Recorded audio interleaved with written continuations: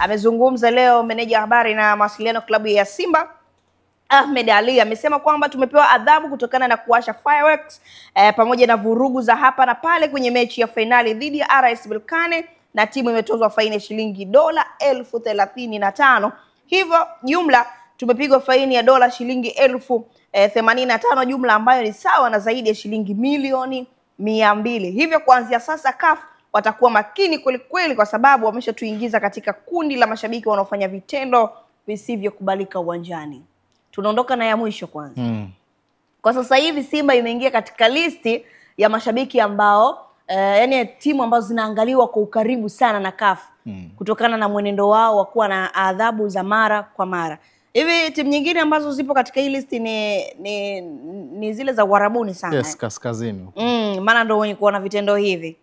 Pengine labda mchezo huu tunaenda tumezungumza hili kwa uchache, lakini unavyoona wewe Juma, hii nondo inaenda kuwa ngumu kwa Simba kukosa mashabiki wao katika mchezo wao? Yes, kuna hiyo possibility kwa sababu ukiangalia mechi ya away ambayo Simba waliocheza, kuna namna ulikuwa unaona kwamba walikuwa wanahitaji pia support ya mashabiki kuwakumbusha kwamba nyinyi mpo uwanjani, mnatakiwa kuweza kuipambania nembo ya klabu, si ndio?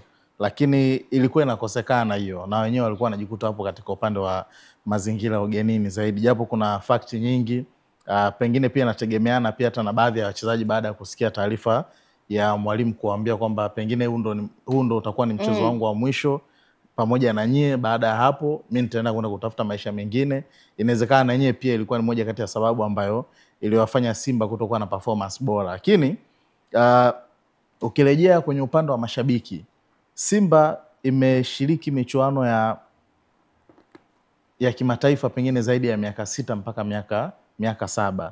Kwenye miaka hapo nyuma hatujawahi kusikia Simba wakiwa na changamoto kama hii. Hii matukio kama haya kutokea hapo. Yes, tunavyozungumza sasa hivi ni misimu mitatu nyuma Simba alifanikiwa kuweza kupata tuzo ya mashabiki bora kwenye michuano ya African Football League. Kwa hiyo inawezekana mkaanza kuwafikirisha CAF kuona kwamba ile tuzo pengine tulivyoitoa haikustahili. Yes, kwa hiyo ni vitu ambavyo mashabiki kuna namna kama CAF wanafikiria hivi. Kuna namna wanaweza wakawa wanafikiria, je, hao kule kwa wanastahili kuweza kupewa hii tuzo? Lakini mimi nadhani walipoa kwa sababu kwamba CAF baada ya kuzindua mashindano yao hapa waliona muitikio namna ambavyo football league. Yes, waliona muitikio namna ambavyo mashabiki walikuwa wamefanyaje, wameitikia mashindano ya African Football League. Kwa hiyo ukiangalia katika huo muktadha, lakini unaangalia pia kwa nini imekuwa ni kwa kipindi cha hivi karibuni. Haya ndo matukio yamekuwa yanafanyaje, yanajitokeza kila siku. Lakini ili iwe ni fundisho, mimi sio muumini sana wa kuambia watu changeni hela kwa sababu ya ile deni. Itakuwa Simba yenyewe ndo alipe ile deni ili kesho na kesho kutwa wawe na muamko wa kujua namna gani wanaweza wakadili na hawa. Wanapaswa kuwajibika kwa sababu wao ndo wasababishaji. Hapana, Kaina, ngoja nikwambie kitu kimoja. Kwenye watu 60,000 waliosababisha hao matukio pengine ni watu 10 tu pekee. Umeelewa? Kwa nini hao wengine wanaenda kuingia kwenye zahma? Wanasema samaki mmoja akiharibika wote wameharibika, Juma. Ama wewe ule msemo ukubaliani? Sasa ngoja nikwambie kitu kimoja. Kwa sababu hata kipindi kile ambavyo inatokea ilikuwa ni kwenye mechi dhidi ya Sfaxien, si ndio? Yes. Baadhi ya mashabiki wengi walikuwa wanasema kwamba wale sio mashabiki wa Simba.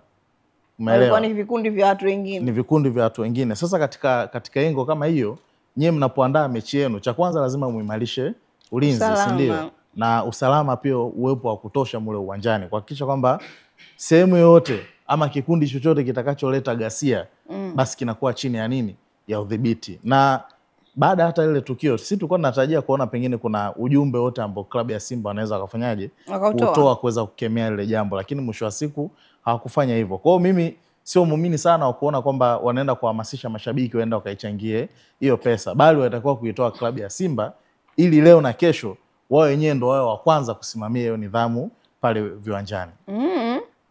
Wanasema samaki mmoja kioza wote wameoza, lakini Juma, nimekuelewa namna ambavyo umejaribu kulidadavua hili.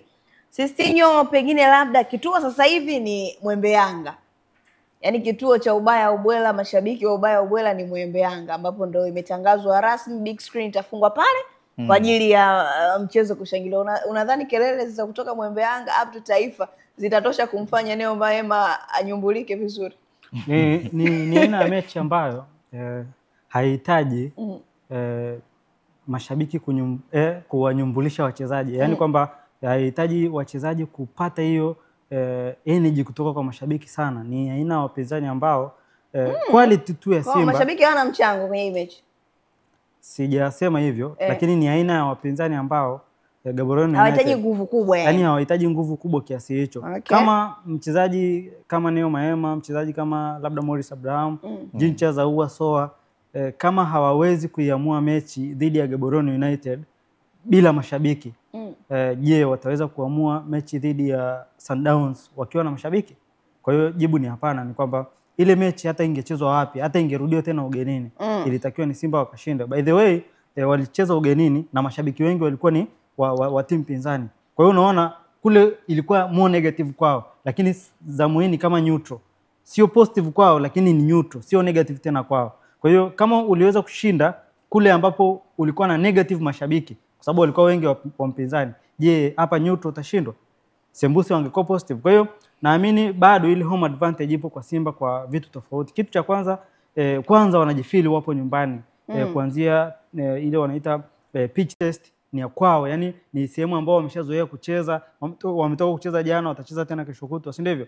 Ile tayari ni home advantage. Wanajua size ya uwanja, wanajua ile texture ya uwanja, ya picha ya Benjamin Mkapa, lakini wanajua hali ya hewa ya Benjamin Mkapa of course haitofautiani sana na Botswana, japo Botswana ni baridi kidogo, lakini huku hivi kuna namna inawafavor wao kwa sababu ndo wanapoishi, si ndivyo? Lakini home advantage haishii tu kwenye uwanja na uwepo wa mashabiki. Of course crowd ikijaa pale vile inakuwa na impact positive sana, lakini home advantage pia wale wanatokea hotelini au wanatokea sehemu wanaoishi. Umeona? Yani home advantage na vitu vingi. Kwa hiyo naamini kwa upande wa Simba negative impact kwenye mechi hii haiwezi kuathiri kwa namna yoyote uwezo wa mchezaji moja kwa sababu ya aina mpinzani, lakini haiwezi kuathiri mbinu za timu kwa sababu ya aina wapinzani. Kwa hiyo naamini ni wapinzani ambao Simba wanaweza kuamudu bila mashabiki. Ingekuwa hichi ndio kimetokea kwenye quarter final au kwenye ile mnatafuta pointi za kwenda quarter final au ndio mpo semi final au final, pengine tungesema ni loss kubwa sana kwa Simba, lakini kwa sababu inachezwa kwenye hatua hizi za awali na mpinzani ni aina ya Gaborone United, mpinzani ambaye kwa ligi hii ni daraja labda tuseme labda kama la Tabora hivi, TRA United. Kwa hiyo siamini kama inaweza kuwa na athari negative. Kwa hapo sisi tunataka kusema kwamba Simba mechi ya watu tumia nguvu, kwa maana ya kwamba hata kesho Gaborone wakikuta maji wanaweza wakanywa tu fresh. Yani, maji wanaweza wakanywa. Usafiri yani alichozungumza assist ni kwamba nilivyomuelewa mimi ni mechi ambayo Simba hawahitaji kutumia, yani hawahitaji kutumia, sio kusema kwamba Simba wataenda kutumia nguvu kubwa sana, kwa sababu yani Simba kwamba yani kwako umemweka Gaborone kama mpinzani ambaye hata afanyeje hawezi kukinzana na Simba, sivyo? Yani hoja yetu ilianzia kwenye mashabiki, si ndio? Uwepo wa mashabiki uwanjani ni hoja niliyojenga, ni kwamba kutokuwepo kwa mashabiki hakuwezi kuathiri Simba dhidi ya mpinzani aina ya Gaborone United. Hiyo ndio point ninayotengeneza. Kwa maji wanaweza wakanywa fresh. Nani, Simba au Gaborone United? Gaborone United. Kunywa maji ya Simba. Hasa hapo mambo mengine haya. Sawa bwana, hiyo ni kesi yetu nambari 1. Kesi yetu kubwa sana ni mashabiki. Kesi yetu nambari 1 ambapo sisi tumeangazia wekundu wa Msimbazi Simba kutokana na adhabu yao ambayo sasa hivi wanaitumikia ya milioni 200. Bwana hizi tukize. Hiyo ni hela usajili. Hela usajili. Kuvunja mkataba wa Mpanzu ni milioni ngapi? Neo Maema mkubali Morris Abraham amnyoshia mikono hivi, yani juu. Tumeona jana post yake namna gani ambavyo ameashiria kwamba ameappreciate kile ambacho anazidi kukionyesha Morris Abraham. Vipi Juma? Watu wanazungumzia sana kiwango chake, licha mashaka alikuwa mengi sana kipindi ambacho Simba anatangaza kujiunga naye ama kuwa sasa nyota rasmi wa Simba. Tunamuona Moses Fili wengine kwa Morris Abraham. Unajua kuna kitu kimoja, Morris Abraham tumemuona pengine misimu 2 ama 3 nyuma. baada ya kuwa anaitwa mara kwa mara pia kwenye upande wa timu ya taifa ya Taifa ni Stars. Louis Mixon Yes. Anaenda pigo za Louis Mixon. Kwa hiyo watu walimuona kuanzia pale, lakini hapa katikati bahati mbaya alikuwa amekosa timu. Kwa hiyo alienda kwenda kuomba kuwa anafanya mazoezi kwenye upande wa kocha cha Simba Sports Club, na lilikuwa pia ni pendekezo la Mwalimu Fadlu kuhakikisha kwamba kama viongozi wanapambana kuonyesha jitihada, wanafanyaje, wanampa mkataba. Na ni moja kati ya wachezaji ambao ni wazuri. Of course hata jana baada ya kuingia impact yake imefanyaje, imeonekana. Na sio tu kwenye mechi ya jana, hata ukiangalia pia kwenye ile tamasha la Simba Day baada ya kuingia kipindi cha pili ulikuwa unaiona impact kwamba hawa ni miongoni mwa wachezaji ambao Simba wamewasajili kwenye upande wa dirisha hili. Yaani anajipambanua kuwa kwamba tofauti na wachezaji kama kina Lada Chasambi. Sio kwamba Chasambi ni mchezaji mbaya, hapana. Ile maturity kwamba hapa natakiwa nifanye nini, timu sasa hivi labda iko nyuma kwa matokeo, ni muda wa kuipambania. Unamuona ana hicho kitu kwa sababu pia kwa aina ya timu ambazo alizocheza na kwa aina ya ligi ambazo alizocheza za nje ya Tanzania. Kwa hiyo ni moja kati ya wachezaji ambao ni wazuri, na kama ataaminiwa zaidi na akapewa muda kwenye upande wa kikosi cha kwanza, naona kuna potential ambayo ipo. Inawezekana kwenye kikosi cha kwanza ikawa ni ngumu kuweza kuanza moja kwa moja, lakini ikawa ni plan B kwa upande wa kipindi cha pili. Kama mwalimu anahitaji kasi ya mchezo, anaweza akawa anamtumia kwa sababu pia ni mzuri, anapaa miguuni, ana uwezo wa kupiga hata nje ya box, kitu ambacho wachezaji wengi ambao walianza hata kwenye mechi ya jana Simba walikuwa hawana huo thubutu. Lakini baada ya kuingia kipindi cha pili kuna namna alikuwa anaonyesha kwamba inawezekana kuingia ndani ya box ikawa ni ngumu zaidi, lakini tukiwa tunatumia mashuti ya mbali kwa upande wa mlinda mlango inawezekana ikawa ni simple zaidi, kwa sababu aina ya kipa wa Fountain ambao alikuwa anadaka kwenye upande wa mechi ya jana alikuwa sio mzuri kwenye kumeza mashuti. Attempt nyingi ambazo Simba walizokuwa anampigia za kutoka nje ya 18 alikuwa anautema mpira, na kilichokuwa kinakosekana ni washambuliaji ambao walikuwa wanatakiwa kuwa wanajiongea maeneo hayo ya penalty box. Kwa hiyo ni aina ya wachezaji ambao ni wazuri, na namuona kama watamwamini zaidi anaweza akawa ni potential kwa huko mbeleni. Juma amezungumza kitu, amesema kwamba ni mchezaji mzuri lakini kwa sasa anaweza akamjekea uhakika kuanza hata kikosi cha pili au nafasi la pili, lakini yani benchi muhimu ya kukaa. Sisi ndio unavyoona kwa sasa Moses Abraham anastahili kuanza kupewa kipaumbele kwenye kikosi cha Simba. Ili uwe kiungo mshambuliaji wa Simba unahitajika kuwa na vitu vingi zaidi ya uwezo binafsi wa kiufundi. Inahitajika kwanza uweke target ya at least assist double digit, magoli double digit. Ndio alichokifanya Jean Charles Ahoua. Ukiangalia alimaliza na assist nyingi, si ndivyo? Akamaliza na magoli mengi. Approximately alikuwa mmoja kati ya top scorer, si ndivyo? Top scorer. Alikuwa top scorer, si ndivyo? Sasa huo ni kiungo mshambuliaji wa Simba, yani una rate higher kiasi hicho. Hiyo ni kwa upande wa namba. Sasa kwa nini nimeweka namba? Ni kwa sababu kiungo mshambuliaji wa Simba anapaswa kuamua mechi. Yani ni zaidi ya ile individual technical abilities. Mimi siamini kama viungo wengi wanaopita pale Simba hawana uwezo wa kiufundi mzuri.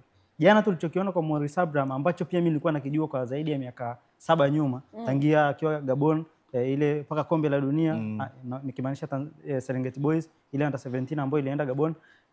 Individually yupo vizuri sana.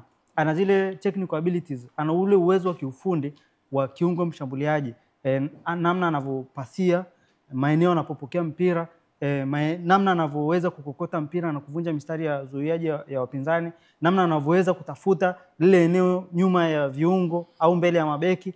Sasa create chances, assist chances, funga chances. Nafikiri hicho ndo kitu pekee ambacho anapaswa kuwa nacho. Positive ni kwamba yupo kwenye timu ambayo mtu anayeshindania naye nafasi anafanya hivyo vitu, nikimaanisha Jean Charles Ahoua, ana assist, anafunga, si ndivyo? Sasa wewe boresha vile vitu ambavyo bado ukitaka kupata nafasi mbele yake, boresha vile vitu ambavyo huna kutoka kwake. Kwa maana kwamba Morris ili aweze kupata nafasi mbele ya mtu kama Jean Charles Ahoua, of course yule Morris ni 10. Sasa ili Morris apate nafasi zaidi, anapaswa kuiaffect sana score sheet au scoreboard. Kwa maana kwamba kwenye ile scoreboard ya Simba imeshinda 3, mimi nimeeffect vipi? Nimeassist, nimefunga. Hiyo ndo sifa ya mojawapo ya kiungo mshambuliaji wa timu ya daraja la Simba. Na ukiangalia faida kubwa ambayo Simba inaipata ni kwamba Jean Charles Ahoua na yeye pia anaangalia huyu nashindania nani nafasi. Hana hichi ambacho mimi ninacho. Kwa hiyo hiyo vita kuanzia kwenye uwanja wa mazoezi inawafanya viungo washambuliaji wa Simba kuanza kuwa bora. Kwa hiyo inaongeza zaidi ile tunasema depth. Sasa depth inaweza kuwa kwa idadi kubwa au kwa quality kubwa.